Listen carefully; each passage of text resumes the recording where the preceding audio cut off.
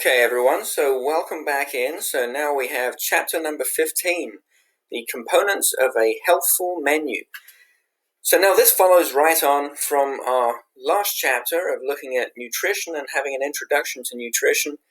And so this is taking all of that information now, and as culinarians, we have all that capability and all of that creativity, and we take that knowledge of nutrition and we're now going to build it into our menus. And also, we have a responsibility, because we have this knowledge, to hopefully try and take this to the next level where we're not only offering more healthful menus, but we're also able to offer the knowledge that we have to our customers and clients to aid them in having that healthier lifestyle and menu option. So we have to look at, to start off, what is a healthy diet? We have to understand that to start off with. So a healthy diet should include fruits, vegetables, whole grains, fat-free or low-fat milk and milk products. It should also have lean meats, poultry, fish, beans, eggs, and nuts. And it should always be lowering the amount of saturated fats. It should minimize trans fats as much as possible, and our cholesterol levels. And salt should be reduced, and added sugars should be identified and reduced as much as possible too. So we have to have some guidelines in what we do to try and teach our clients and our customers. So it's all about showing them the importance of that nutrition, because we're not just eating just to survive, we should be eating so that we thrive. So we need to teach people exactly the best ways and the best options, which doesn't always mean eliminating everything that tastes good, but it's all about learning about the great things that we can make that taste great, that make impressive meals, that can really build a great following. We should be helping to build some healthy dietary habits to keep America stronger and safe.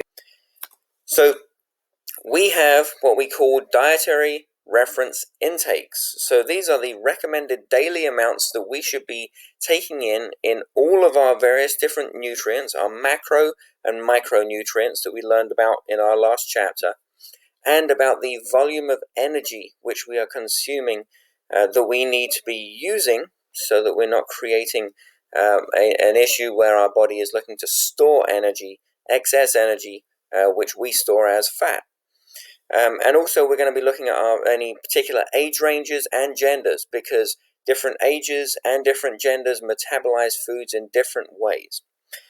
So we need to look at, we need to take these DRIs and see those as our guides for our nutrition and food selections that we make along the way. So we also have another saying when we're looking at healthy diets. We have our recommended dietary allowances. So this is our daily nutritional standards, what we need to have coming into our bodies, and how much of each of those items we need. The US government has a lot of statistics and a lot of information, and has created lots of these RDAs, recommended dietary allowances, for us to help us to understand what we need to be taking in. And these are all based on averages. Obviously, human beings are not all averages, so we need to be able to adjust these so we understand personally how these should be used. But it does give us a good idea. It helps us to meet our nutrient requirements so that we can stay fully nourished and not be malnourished in any of those micro or macronutrients at any particular age or whichever gender you fall in. And so as we're looking through, like I mentioned, at certain different ages, different heights, and different weight groups will require us to have different volumes to be able to keep us in a healthy situation.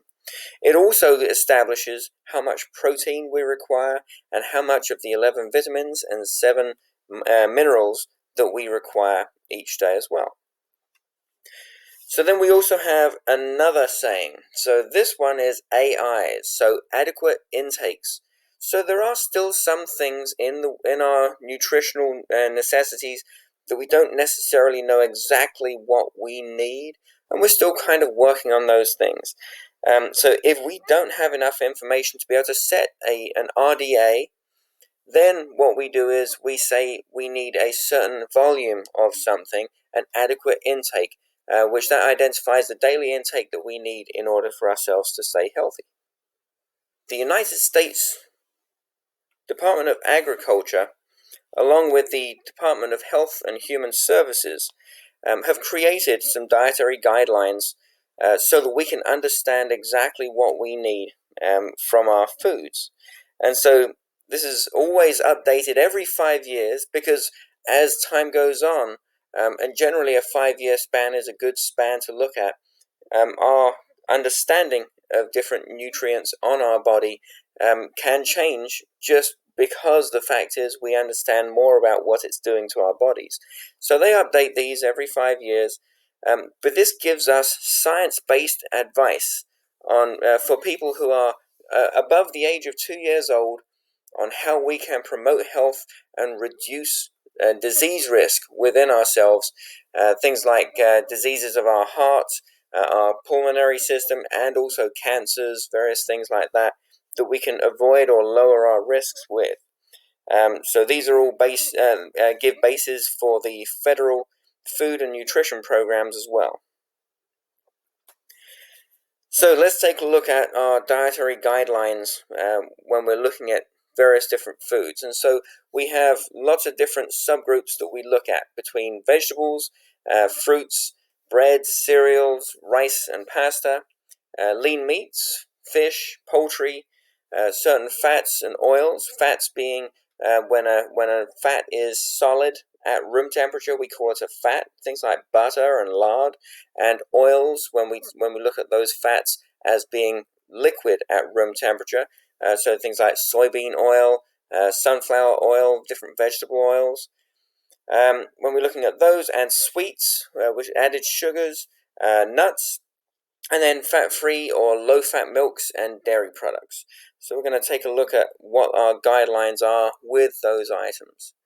So the three main things that we're looking to minimize, and these are key and critical to health for human beings, is to be minimizing certain fats and monitoring those, and also minimizing our sugar intake and minimizing our sodium intake. Sodium is in voluminous amounts, especially in processed foods, as is sugar and as is some forms of fats. So we have something to help us out.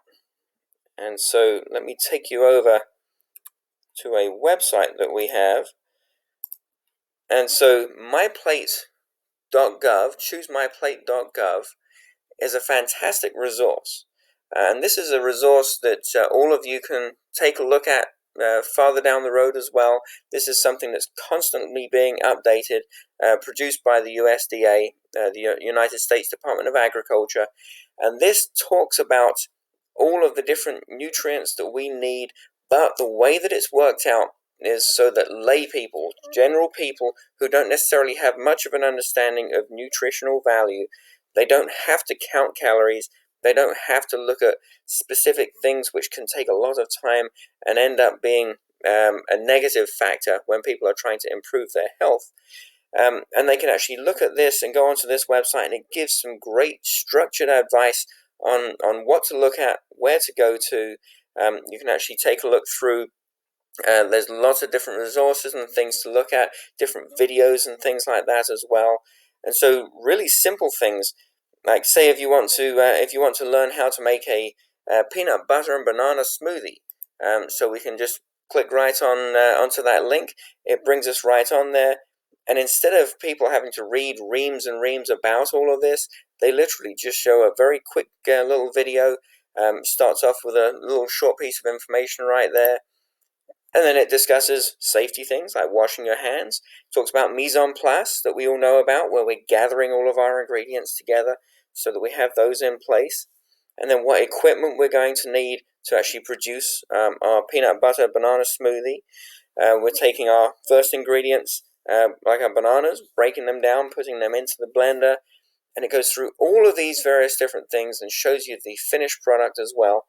But this is a great resource to be able to click through and to be able to see. And like I said, this is something that's constantly being updated. So let's discuss the MyPlate website a little. So now we have a great short video here, just a few minutes long, which talks all about the incredible information that's held with MyPlate and all the things that we can do with it.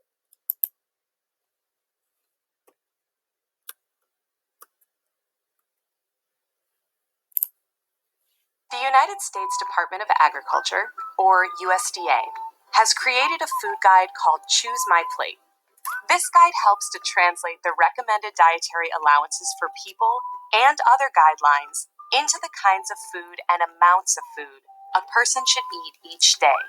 The tool helps people learn to adopt a healthy eating style and teaches them how to continue it through their lifetime. The right mix can make a person healthier now and in the future. Because individual needs and portions vary based on age, activity level, gender, and medical conditions, Choose My Plate has two main educational purposes. First, it teaches people how to eat a balanced diet from a variety of food groups without counting calories. And second, it teaches people how to include physical activity in their daily lives and how to adjust their food intake for that amount of activity. The food groups represented in Choose My Plate are fruits, vegetables, grains, protein, and dairy. Fats and oils contain essential fatty acids and are also shown on Choose My Plate, but they are not considered a food group. There are calories allocated for these oils that are not part of the discretionary calorie allowance. The discretionary calorie allowance is like the money your parents give you for school shopping. It should be spent on supplies that you need, not junk that you want. The calories left over from the allowance should be spent on food items that are mostly fat-free, low-fat, or sugar-free. If you go to the website choosemyplate.gov, you will find specific guidelines and recommendations by filling out a profile. Profiles focus on two main areas. The Choose My Plate profile emphasizes weight management and the types of calories to eat to maintain, lose, or gain weight. Choose My Plate also emphasizes the amount of physical activity needed for your age and weight. And there are plenty of resources to help learn about which activities move the body and use energy, such as dancing, playing basketball, or lifting weights. For example, most adults need at least 2.5 hours of physical activity each week, and children ages 6 to 17 need at least 60 minutes a day. Choose My Plate can also help restaurant and food service operations apply dietary guidelines when planning menus. It provides information about proper serving sizes for food groups, how to evaluate portion sizes, and how to provide a more balanced menu. Restaurant and food service professionals can offer a variety of food options to make menus more helpful. For example, choosing leaner cuts of meat, reducing amounts of fats and oils used in cooking, and replacing sugar with honey or stevia. By doing this, an operation can offer healthful meals that guests can enjoy and feel great about eating. So yes, so MyPlate can really help us as culinarians to help to actually work out the sizes of certain food products, the portions that we should be giving, and give us the ability to offer more balanced menu options for people to have. So restaurants and food service professionals also have that responsibility where we should be offering a variety of different items so that we're able to entice our customers to enjoy something that's more healthy.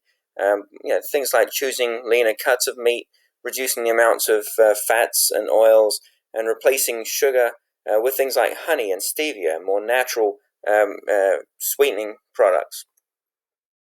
So now let's take a look at what makes up a vegetarian diet. There's lots of confusion when we come to talking about vegetarians and vegetarianism because there isn't just one specific type.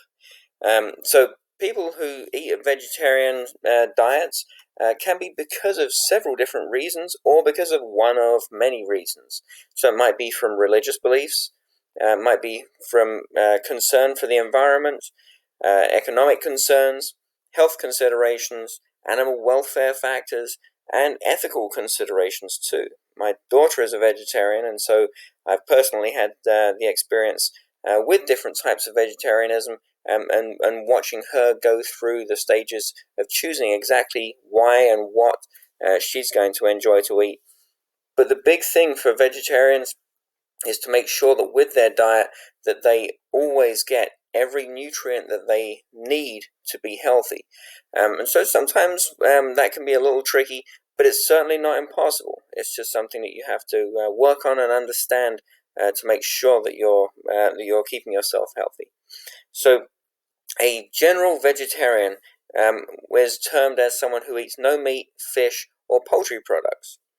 Then you have a vegan. Now, a vegan is not only no meat, fish, or poultry products, but also no products derived from animals. So this also includes eggs, and it includes dairy products like cheeses, yogurts, and milks.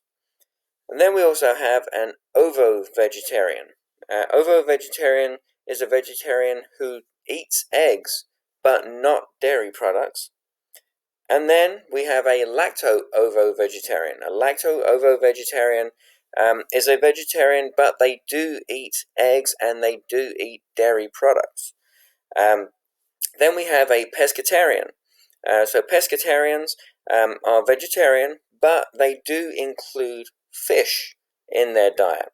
So as you can see, going from all of the different types of reasons why you may or may not eat certain foods but still be considered a vegetarian, it's not just necessarily from concerns of the animals or concerns of the environment or concerns from your religion. It can be a multitude of these that draw you into a specific type of vegetarian option that you take. So a vegetarian diet must meet all the nutrient requirements that the human body has. And so from plant-based foods like fruits, vegetables, grains, nuts, and seeds, it is possible to gain all of those nutrients as long as they are carefully selected. It can actually end up with a diet which has less fat and less cholesterol and more fiber, which is that key thing which helps to keep us regular and keep us healthy as well. So something that vegetarians have to be very careful of, especially vegans. So vegans generally would have to take a vitamin B12 supplement, and generally they would take a multivitamin to make sure that they get that. But they need to have that because that is not naturally in a vegan diet. So you would find those in fortified and enriched foods like certain cereals, in nuts, soy products, canola oil, flax, and other seeds. That's where you find some fatty acids and linoleic acid. Vitamin B12 is vital for your nerves and your blood cells to stay healthy and for your body in general to stay healthy. So that's definitely something that vegans need to be very careful of. Now, the thing that vegetarians have today, which in the last couple of decades has just vastly and enormously changed for the better, are various different meat substitutes. Because some vegetarians are vegetarians not for the fact that they don't want to eat meat. Some of them enjoy the meat, but they've made choices to not eat meat. Well, the fact is there are now some very viable options, which you can enjoy, which are fully plant-based. Like the Incredible Burger that we've seen just in the last couple of years. But there are lots of other different soy-based texturized vegetable proteins that we now have the option of, which are more and more widely available on the market. And I can only see them becoming more and more available as people make these choices, sometimes for better health. And so the vegetarian options, even for those meat-loving individuals, is more of an option now than it ever has been before. And there are a lot more convenience foods which are now, either in the freezer or in the refrigerator compartments in the grocery stores, which are available, so you don't even have to spend hours cooking those individual foods if you don't have time to as well. So let's take a look now at purchasing and receiving. So something that's very important for us to make sure that we have the highest nutritional values in our foods is to make sure that we're not having too much food come in and sit around for too long. So two of the biggest damaging factors that we have with the nutritional value of foods is long storage times, because things like vitamins and minerals can be very susceptible to breaking down when they're stored, and especially if they're not stored correctly. So in warm temperatures, we can find that some foods can drastically lose their nutritional value. So when we're storing foods, we need to make sure that we're keeping foods away from heat, away from light and ultraviolet rays, and humidity. As we can see, looking over on the right-hand side here, you can see exactly what happens with these wonderful fresh strawberries, which are full of nutritional value, but very quickly, if they're stored incorrectly and if they're stored for too long, they will deteriorate, and the value of these for our nutrition is going to diminish quite rapidly. So we should always be using a FIFO system. First in, first out, FIFO. So if these strawberries came in on Monday and they're stored in our refrigerator, so they're correctly stored, and then we had another delivery come in on Wednesday, we need to make sure that Monday's products are used before we start to use the products that arrived on Wednesday. This is going to make sure that we don't have any kind of spoilage issues, but we're also making sure that we're not wasting food, but also keeping the highest nutritional value. So this also then means that we need to maintain as smaller inventory as we can, but without running out, because obviously that's our objective in a restaurant, is to always have food available, but we don't want to have it sitting around and going bad. So when we're preparing our foods, some important things that we need to look out for. When we're washing vegetables, we want to wash them quickly but thoroughly, but we don't want to have them sitting around in water, leaching out any of the nutrition from there. Things like lettuces and greens, we're washing those in cold water or an ice bath of water to get any of the dirt from those, but to leave as much nutritional value in there as possible. When we're trimming different vegetables and different foods, we want to make sure that we're trimming as little as possible. Remember that when you have those various different vegetables and different fruits, very often on the outside, that skin, if it's an edible skin, say on an apple or on potatoes, they actually add increased nutrition with them. Things like fiber and certain vitamins and minerals are held more compactly in those skins, and so the more we're peeling off and trimming off, we're actually wasting and losing some of those nutrients from the food. But we can, if we're careful with some of those trimmings, we can use those in stocks or in soups to flavor up, so they don't necessarily have to be fully wasted, but we want to reduce as much of that wastage as possible. So when we're looking again at preparing our fruits and vegetables, we want to expose them as little as possible to heat and to the air. It tends to destroy things like vitamin C. Vitamin C is very susceptible to damage with a lot of different factors. So we want to prepare those foods as close to serving time as possible, and we want to keep them intact until we're ready to go ahead and prep them up to be consumed. And use sharp knives. When we're using any dull implements, we're actually bruising those fruits and vegetables. That can actually damage the vitamin C content very rapidly in different products as well. So if we're cooking foods at lower cooking temperatures and for shorter times, we can actually reduce the amount of damage to the nutritional value of our foods as well. So it's important when we're looking at things like grains. If we take rice, for example, we don't want to overwash our grains of rice. Rice actually has a vitamin B1, which is thiamine, and actually thiamine helps our body to actually digest and break down and use the energy that's in the rice. It's base level, it's actually sugar, and so it actually helps our body to break it down and use the energy.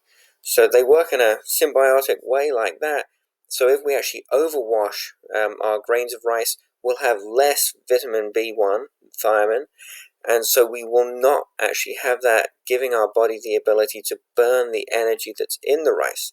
But then also overcooking grains can also have the same issue as well. So it's important that we treat those things correctly and cook them correctly. We're also looking to keep them covered as well, so that way they maintain their vitamin and mineral content too. When it comes to cooking and dealing with various different things like beans and legumes, something that's really important with them is that we need to make it so that they are nutritionally available to our body to enjoy and to break down, so that we can get the most nutrients from them. So when we have some things like some beans, they must be soaked in order for them to be able to be broken down by our body, so we can take on the nutrients from them. When we're cooking them, we're actually as we're cooking them, water is absorbed into them. It gelatinizes the starch. That makes that starch available to our bodies to be able to draw in the nutrition from that as well. So it's important that we put these cooking processes through in these cases, so that we can actually enjoy these as well as being able to take in the nutritional value. So we have to make sure when we're cooking with cooking meats, fish, and poultry, these things can be damaged by incorrectly cooking them, but they can be highly nutritious if we are careful in the way that we're doing them. We can also keep them more healthy with certain cooking methods too. But so just looking at the general way that we're cooking these meats, a lot of the nutritional value can be lost through either evaporation or losing some of the juices into drippings, which may not be consumed afterwards. So we want to make sure that the way that we cook those foods, we're not losing the nutritional value into drippings that may be discarded. We want to, as we're cooking them, the actual protein loss would be minimal, if at all. But the longer that you cook any of these meats, you will lose some of the thiamine and vitamin B6. They're both water-soluble vitamins, and they're both susceptible to overcooking as well. So we want to make sure, obviously, as culinarians, that we're optimizing the flavor of all the foods that we're cooking, but we want to make sure that the nutritional value is there as well. So some great methods we can use so that we're not increasing our unhealthy fats and creating any more issues of making less healthy food is to actually boil, broil, steam, bake, poach, or saute any of these foods.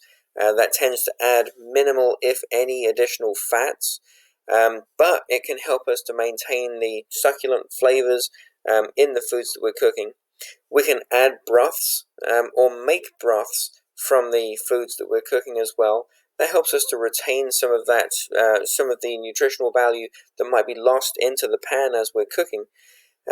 So one other thing that we can consider is also the possibility of leaching. So now what this involves is, say if you have a tomato soup. Tomatoes are very high in acid, and they will actually, the acidity from a tomato sauce will actually start to break down some of the metal that the saucepan is made from. So if you have a steel saucepan, then you will actually be adding some iron into the sauce.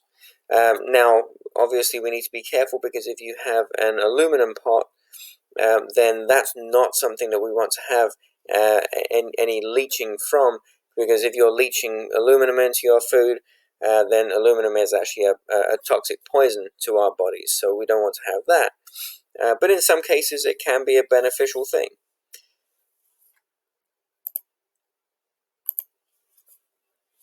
So when we're cooking meats, fish, and poultry, so they're made of protein. That protein coagulates. That's where it thickens and it congeals. And so we can actually tell this by when we're cooking a steak or a piece of fish, and you can actually feel that there's more doneness. As the temperature increases going through that steak or through that piece of fish, the meat actually starts to toughen up slightly. Obviously, you only want to cook it as far as you want it to go, so that you're not overcooking it to your personal preference of flavor. But then, in terms of us creating menus and dishes which are more healthful, we want to look at certain ways of hopefully cooking that without having to add additional fats to it. However, if we are looking to use some form of fat in there, we would generally look to choose canola or olive oil, one of the monounsaturated fats. They tend to be more healthful, but one important thing is to not reuse oils. Oils which are reused can go rancid, which is where they go bad, and they can be a lot less healthy in that case.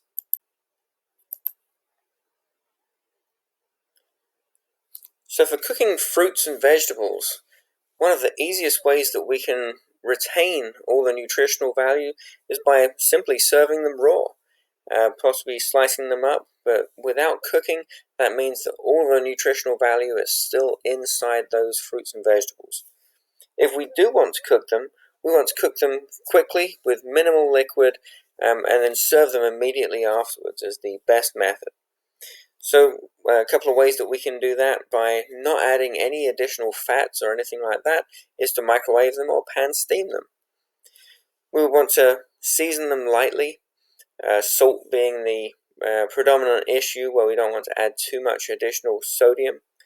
Now there is another method, and we've used it before when we blanch foods, especially vegetables, and we would then want to shock them by plunging them into an ice bath. It will halt the cooking process, so that way we can then come back to either eating them as they are in the cold state, or reheating them rapidly without destroying too much of the nutritional value.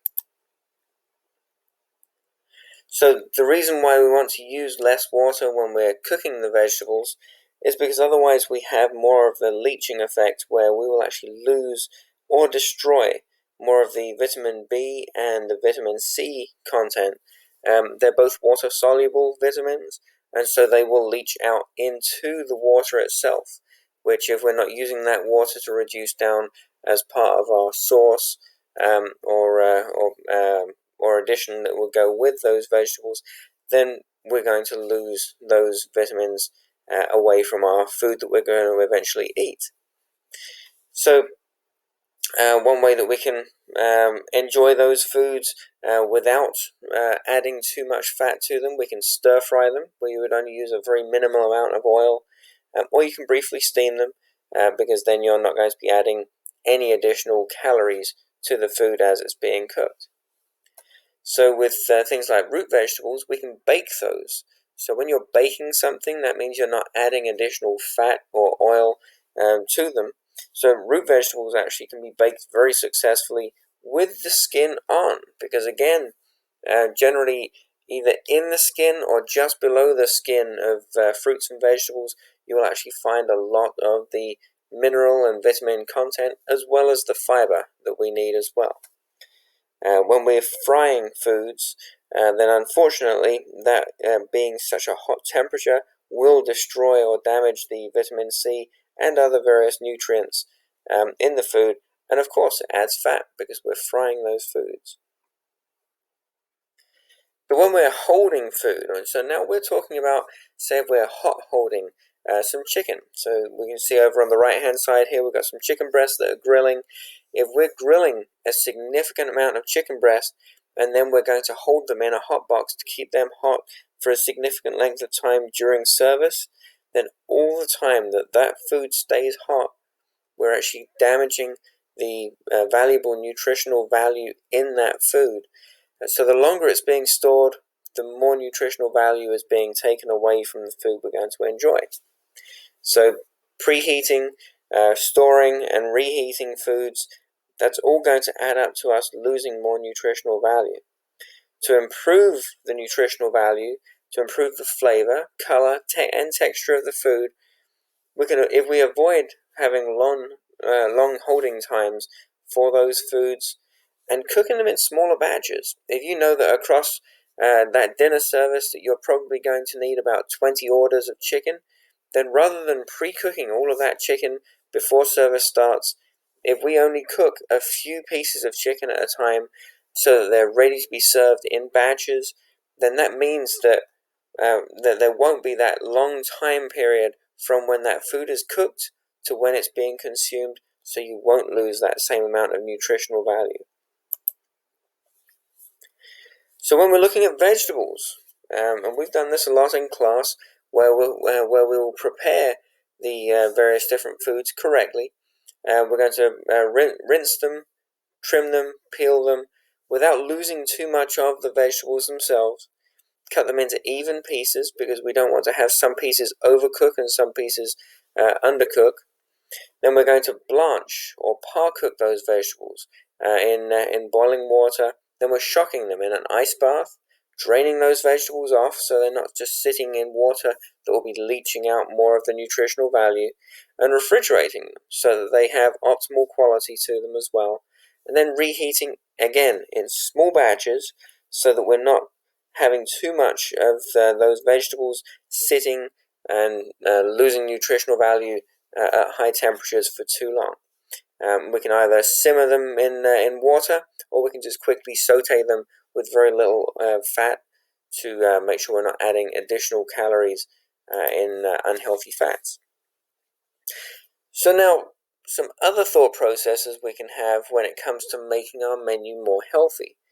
We don't necessarily have to do away with that wonderful pie that we can see on the right-hand side, but rather than having a large, significant size of pie, how about if we control the quantity that we consume or that we're offering on our menu?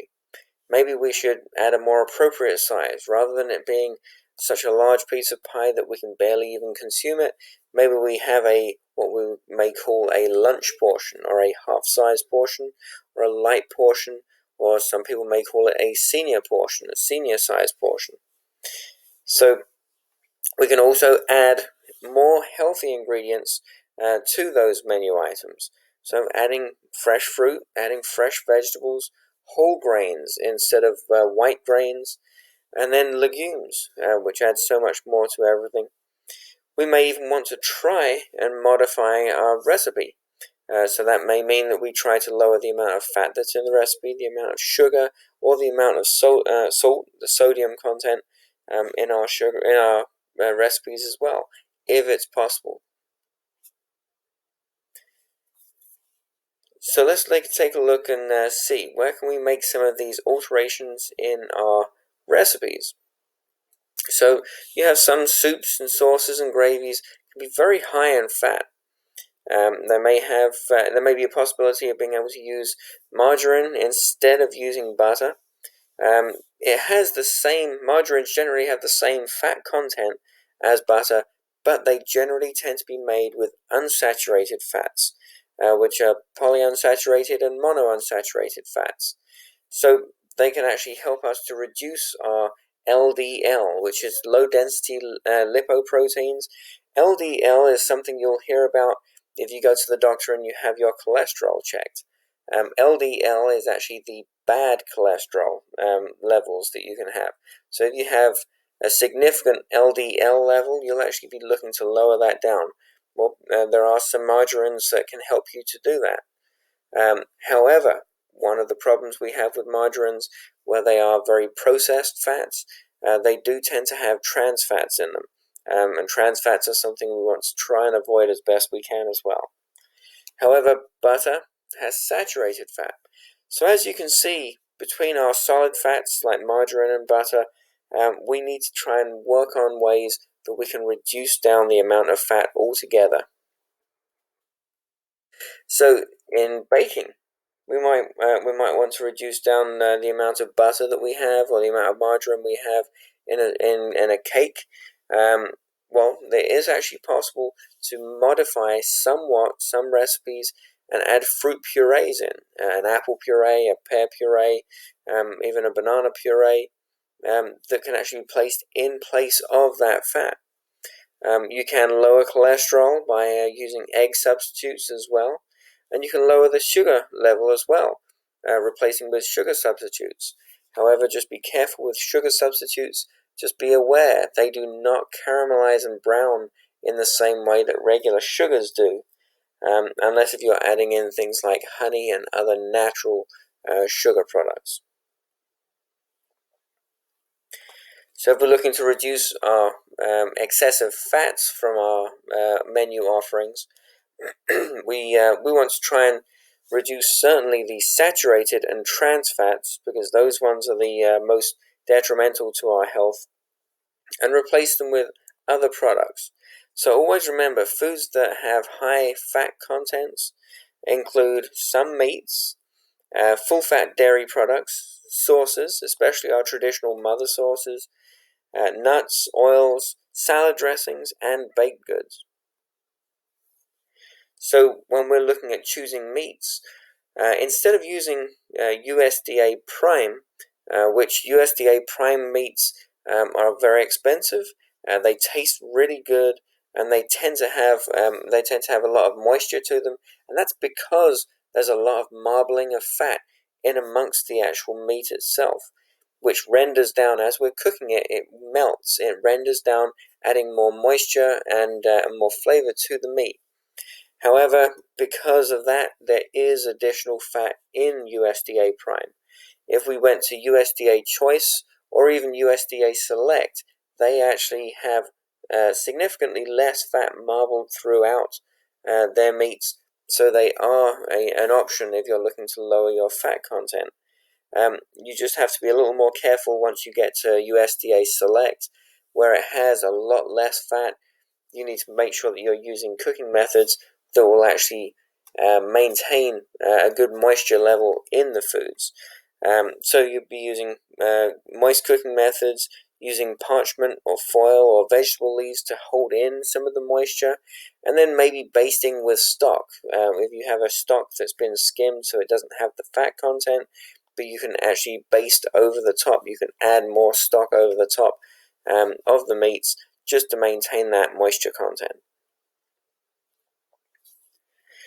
So the other way we can look at reducing the amount of fat that we have is purely just by limiting the frequency of us consuming those items.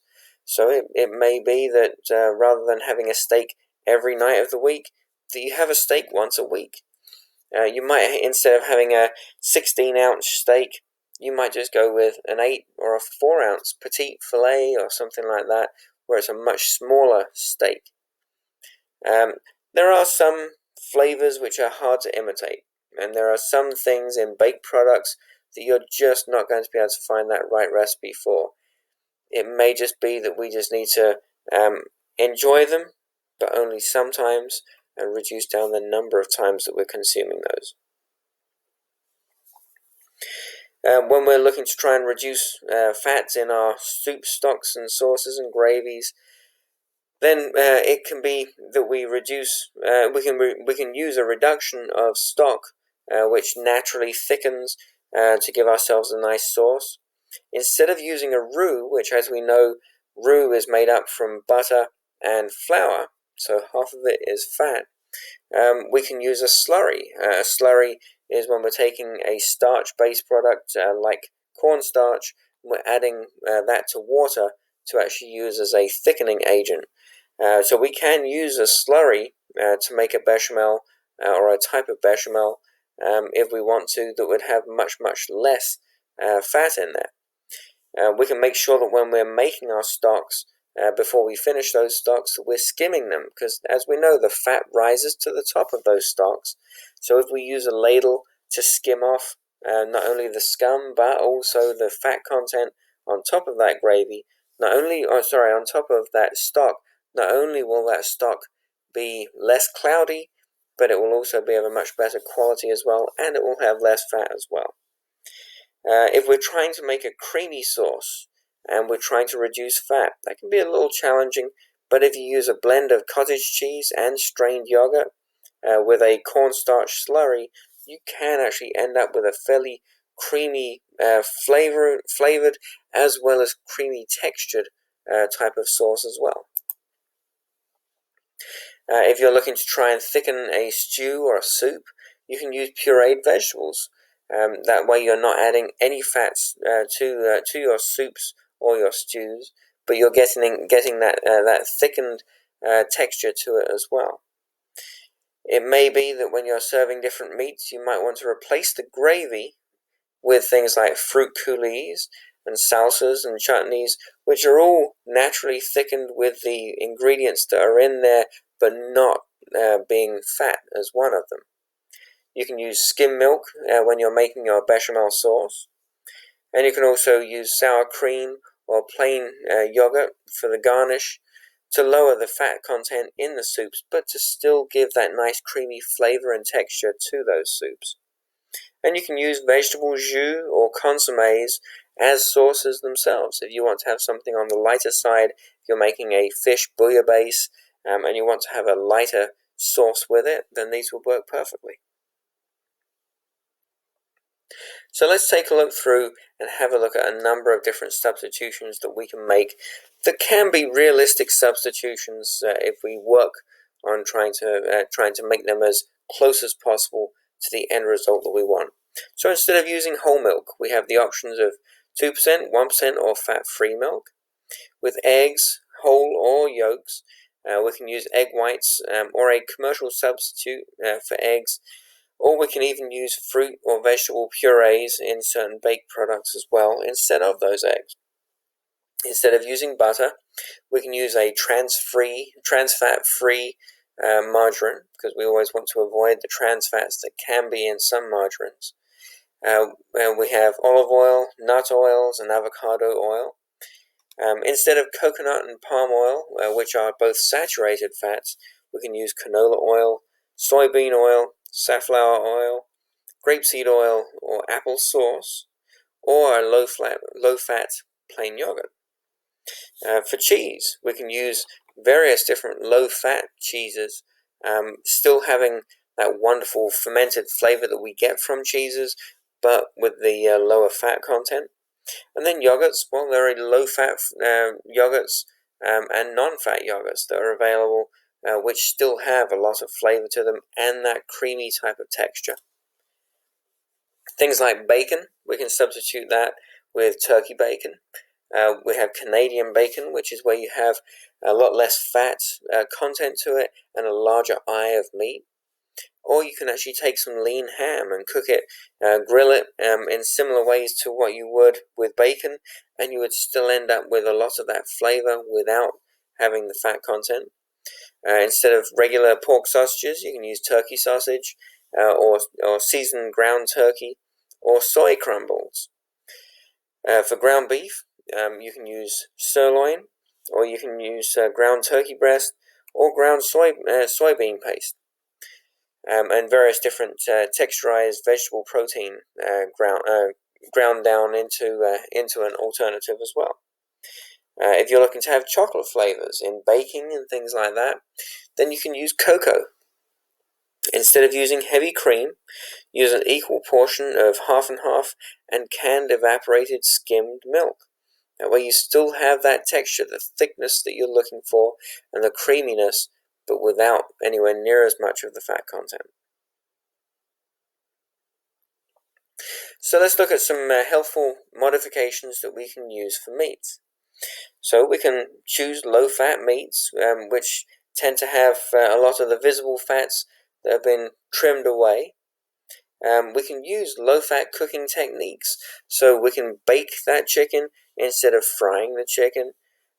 We might want to select white meat chicken, because white meat, which can be chicken or it could be pork, certain cuts of pork, those tend to have a lot less fat content to them.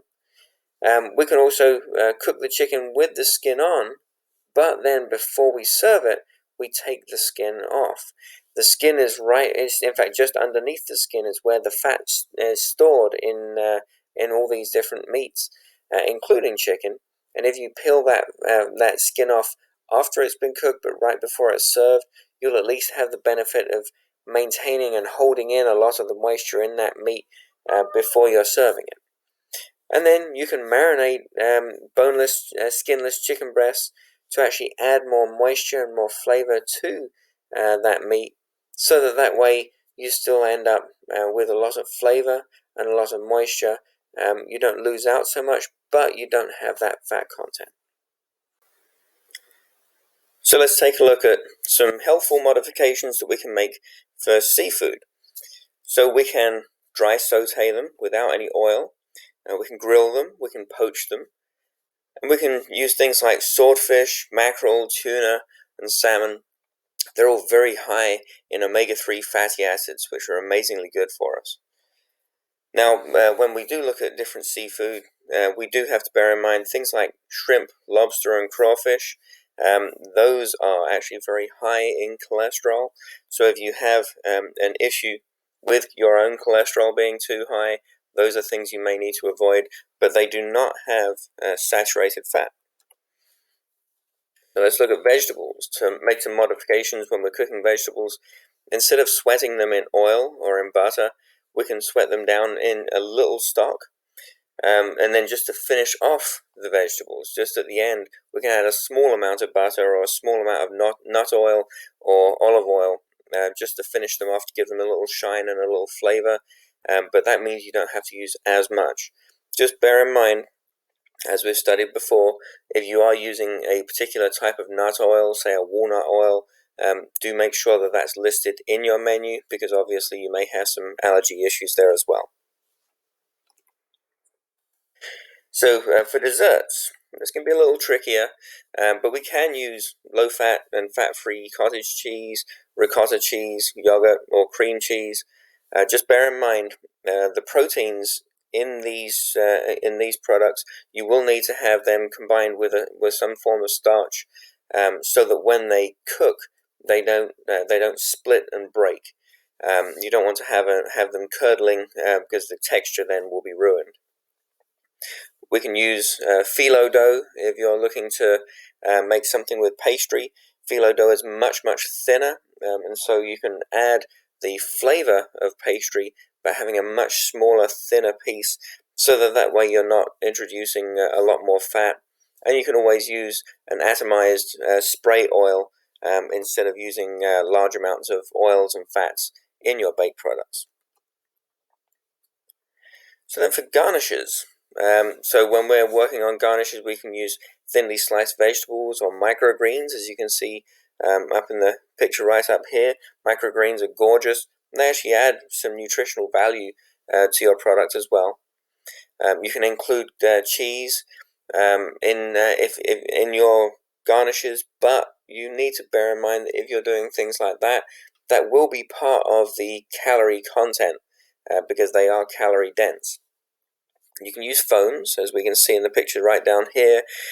They add very, very little to the caloric intake of a food, but they can add a significant volume of garnish to the product as well. And we can also make quenelles, which if you see right here, this is actually a pumpkin quenelle.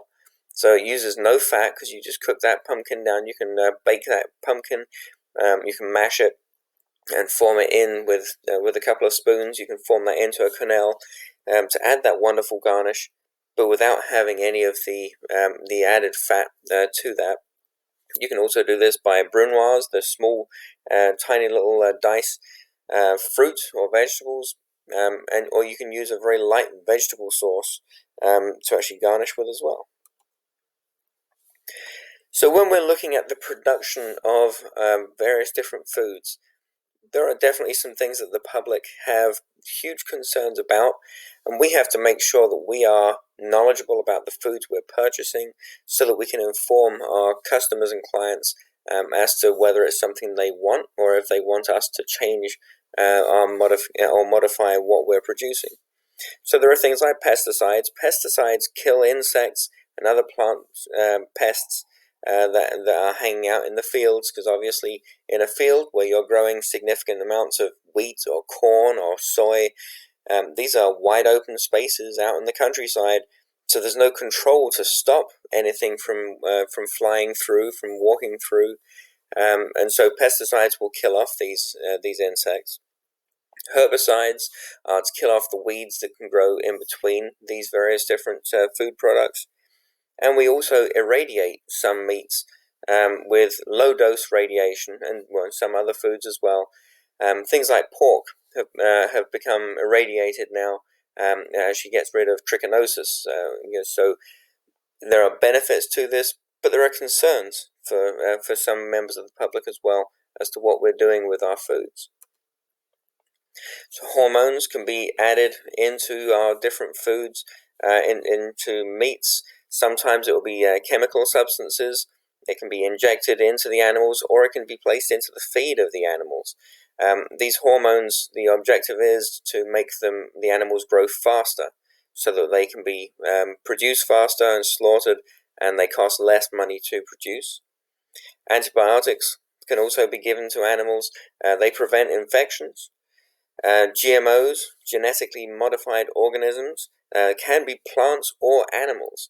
That's where we've taken those animals or those plants, and we have genetically changed their makeup on a very base level, and so this is a concern for some people as to how safe they are. And then we also have the issue of some animal feeds can be made from animal products. Now, for some animals, they are supposed to be herbivores. If we're feeding them animal-based products, then that's not a natural form of feeding. So that's a concern for some people as well, over the welfare of the animal and also the quality of the animal if they're not being fed on a product that naturally should occur. So when we talk about conventional farming, so this is all approved by the USDA and the FDA as an agricultural method, but conventional farming is where you are allowed to use specific fertilizers, pesticides, hormones, and drugs to maintain the animals or to maintain the vegetable products during that production method. This is what the vast majority of what you will see in a supermarket or in a food service supplier producing. Most of these items will be from conventional farming methods. So now we take a look at organic farming. So organic farming is produced without pesticides or synthetic fertilizers. There are no antibiotics or growth hormones permitted in organic farming. So now let's take a quick look. I have a video that I'd like to show you that specifically talks about organic farming in the United States, the laws and rules around it, and how tight those are as to what those farmers must do to ensure that they are allowed to call their food certified organic by the USDA.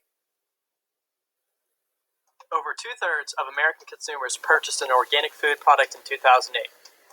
The USDA created a label for American consumers to tell them if an item is organically produced. But what does that little icon mean? Why was the USDA organic seal created? And what are the basic regulations behind certified organic? So the National Organic Program was developed by the United States Department of Agriculture in response to consumer desires to have a consistent organic labeling process. And what came out of the National Organic Program was the familiar USDA certified organic seal. If you go to any of our national food chains, we do see something that is organically certified by USDA. You know that producer has been certified by the United States Department of Agriculture, following certain procedures, record-keeping things, and only using those products that are allowed by the National Organic Program. Certifiers are third parties that ensure that there's accountability in the National Organic Program. So organic farms do have more oversight and regulation than regular conventional farms. The National Organic Program does not allow synthetic pesticides. Synthetic fertilizers are not allowed under organic standards. The National Organic Program does not allow synthetic growth hormones in livestock. Under National Organic Program regulations, livestock are not allowed to be raised with antibiotics. The National Organic Program does not allow food irradiation. GMO or genetically modified organisms are not allowed on any seed used in organic production. The National Organic Program regulations are updated on a regular basis, and consumer demands are a big component. You can submit your comments to the National Organic Program online.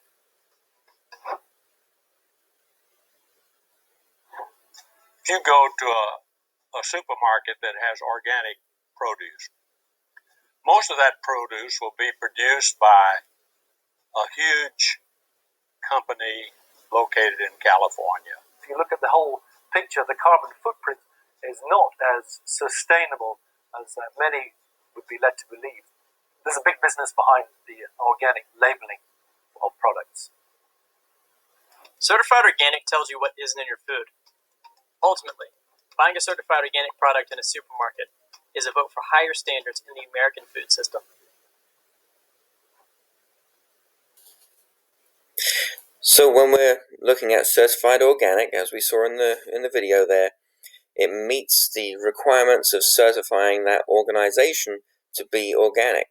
So the USDA analyzes and sees that farm and sees all the production methods of that food product all the way through, and it will certify whether it's 100% organic, if it's 95% organic, so the vast majority of processes and products that's in that packaging is organic, or it could be that it's just made with organic ingredients. It means that it has to have at least 70% of the products that are in that food must be organic. So we have when you're looking at organic farming, basically it's talking about where you're looking at very simple methods that are non-toxic and sustainable, especially when we're looking at things like water usage, things like that make this type of farming a much more sustainable type. When we're looking at labeling for certain things, it might say that it's local. Now that doesn't mean that it's organic. It can be either conventional or organic. It just means that it's made by producers that are in that local area. When something says that it's natural, technically and legally this is absolutely meaningless. It doesn't have any legal requirement behind it. It may or may not have organic ingredients and processing done to that product, but the problem is because there's no legal framework around that specific type of label, it doesn't actually mean anything. So we have our National Organic Program, NOP, and so that's all about developing and administering these very specific rules on exactly how organic farming must be done. This can be done on a national production scale, so there are a lot of organic farmers across the country producing foods that are organic, but it's all about looking at them on a national scale with their handling and labeling all being tied in under our USDA organic labeling so that consumers can recognize and understand what those processes need to be. So some organic food misperceptions that can occur are that organic foods are more nutritious. Well, no, they're not necessarily. And organic food is made by small producers. Well, again, not necessarily. If you go into Walmart, the largest production supplier in the food chain to consumers, you'll be able to see there's lots of products which are available that has that USDA organic logo on there. Well, they're not going to sell something that's from one tiny small little organization. They'll be looking to have foods that are available in all of their stores from that producer. So for the most part, a lot of their producers are large organizations. So GMOs are changed in their genetic makeup, as we've discussed. One thing to also bear in mind is the offspring from that, whether it's animal or if it's vegetable, the offspring that come from that GMO are now also altered in their genetic makeup. And that's a concern for lots of consumers as to their safety. There are benefits of having plants that are genetically modified organisms. They have resistance to insects, to weeds, and to fungi that can damage crops. They have improved nutritional value if they've been genetically modified to have that. They can withstand extreme heats and cold or droughts that we sometimes have either in our country or around the world. They have a resistance to specific herbicides and pesticides, which means that so if you're growing corn and there's a specific type of weed that constantly grows in that field around that corn, the farmer can spray a pesticide or a herbicide rather over that corn, and it won't damage the corn. The actual corn will be fine, but the weed that's growing around it will die off. And they can also be altered to have better flavor as well. So genetically modified organisms can have consumer concerns though, because when you're producing those foods, say if you have that corn that you sprayed with a herbicide, well, the problem is now is that that corn probably has soaked up some of that herbicide, and now when you're ingesting that food, now is that a concern where you may actually be consuming a herbicide that might be harmful to you? And also, are there any nutritional differences? Well, no. In general, most genetically modified organisms actually have just about the same type of nutritional value than non-GMO foods. And so far, there's no actual evidence that's conclusively saying that they are harmful to people's health. Obviously, these things are constantly being evaluated and tested to see, but ultimately, the products that restaurants and food service organizations choose to serve are going to depend on what our guests want. And we may find over the years that more and more people will push for more organic farming and less of our conventional farming. We'll have to see, and that's something that as culinarians we will have to make sure we're aware of so that we can adjust over time to whatever it is that our consumers are looking for. Thanks so much for listening in and watching. Let me know if you have any questions about anything that we've covered.